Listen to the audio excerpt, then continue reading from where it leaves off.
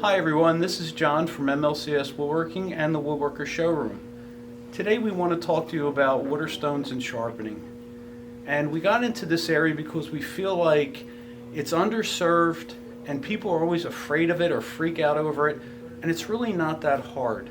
So we introduced a line of sharpening stones and accessories. Sharpening stones are in about a 3x7 profile. There's 6 grits in 3 stones. And they go from 240 to 3,000. Now the question is, why so many grits and why do I need all this? Well, the answer is, how bad are your chisels or how good are your chisels? If you're dealing with a kind of a nice new MLCS chisel or some nice new Narix chisels, well, they don't need a whole lot of work. They're pretty sharp out of the box, but they need some tuning. Well, that's going to be the higher grits. But if you're going to revive this old Marples or this old Stanley or this ancient deer or something like this fella that we worked on a little bit just to see how it would come out, well, now you need the coarser grits and you have to do more work. But it's always easy to do, and it just requires a couple methodical steps. The stones out of the box, of course, these are water stones and they have to be submerged in water for about 10 to 15 minutes before they're fully imbued with water. They have an anti-skid rubber pad. It's kind of cool. And we also offer what I call a stone bed. Well, why the stone bed? Well, the issue is that these things are really close to the table. When you use a stone bed, it allows you to get it higher off the table. Your hands don't bash the table. You have a little more working space, and it gives you a little more wrist motion. But when we looked for stones, one of the things that I talked with our sourcing team about was we wanted a very high quality corundum stone. That's why the concentration of corundum actually makes the stone harder or softer. And we wanted really hard stones. Now we have to get into the sharpening guides. We offer this very basic sharpening guide. Very simple, easy to use, and the whole purpose of this thing is just setting the angle. That's it. So we slide the chisel into the guide, tighten it down.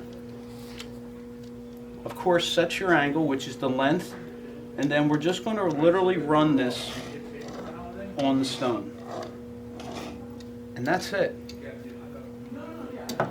We just introduced this new sled, and I really like this because the stones will get wear over time from the metal being abraded away, the stone being abraded away. They tend to get either cupped or a little bit of a crown, so it makes it difficult to get a very perfect bevel. So by having this slide, which is really neat, it keeps the wheels off the stone and allows you to just precisely slide your chisel on the stone. So with our new slider, it's kind of slick. So you secure the stone in the holder, and that's easy to do. And we're going to put our chisel in, of course, bevel side down, and this guide actually has lines that help you keep the chisel straight. And then we're going to slide the chisel through the retainer. Okay, and then set the angle. Now you can actually use the chisel itself to set the angle, or you can use an angle gauge. And people always worry about the angle, the angle, the angle. Well, it actually comes down to what you like. So once you have the angle set, okay, we can move this.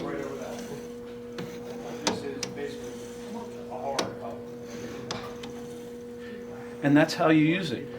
The stone never has any wear from anything else, and I really like the design of this. It keeps it square, even, and straight. We also have an angle gauge if you want to set it perfectly. So you can actually set your angle gauge here, set your stone angle the way you want, tighten it down, and you're done. And that comes with the sled.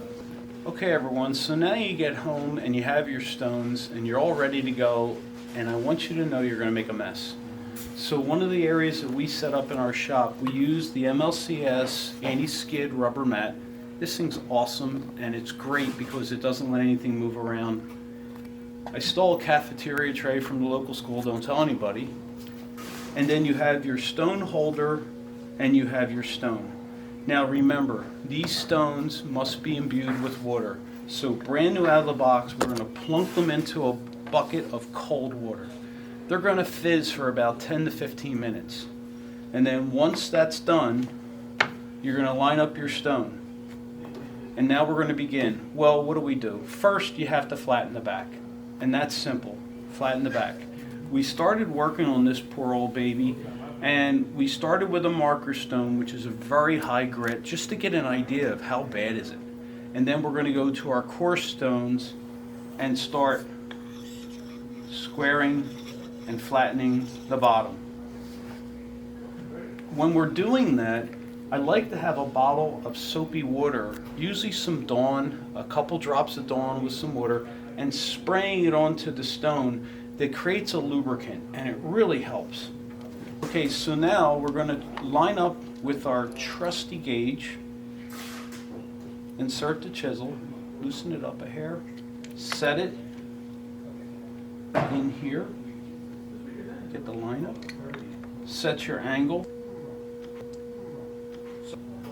Okay, and then this is a pull, and that's why we have a wheel. You just do a pull,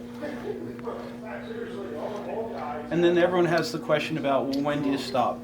Well, you have to really observe the metal here to see if you're getting the proper grind, and that takes some time to get used to, but it's not hard.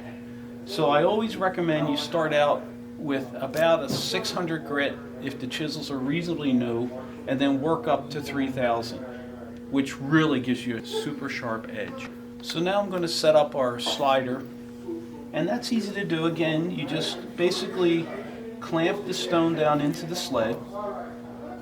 You have your angle gauge and slider. Loosen it up. We're going to slide our chisel in. And we're going to use the squaring lines on the gauge. Set your angle, okay, and then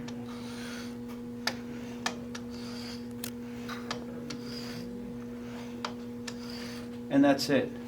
Really cool. I like this thing a lot. I really do. So this is how you store your stones, and it's really cool. It's easy and affordable, and it's one of the things we liked about the size of the stone. They can fit into small containers. They don't take up a lot of space. But like you can see, this makes a mess, and a lot of guys are like, oh my gosh, this is such a mess. So we have an over the sink stone holder. This is kind of neat. So what this allows you to do is to put the stone on this holder over a sink, and you have running water, and then you can do all your operations over the sink, flattening the stone, setting the bevel, doing all your operations. Works great. Gets rid of all the mess. Kind of convenient. A more traditional, I love our slider. I really think it's cool, kind of badass, and it really works well. And it's very solid construction. It's all aluminum, and it's really a neat item. Any questions or you're unsure about something, please call us. We're all woodworkers, and we'd love to help you.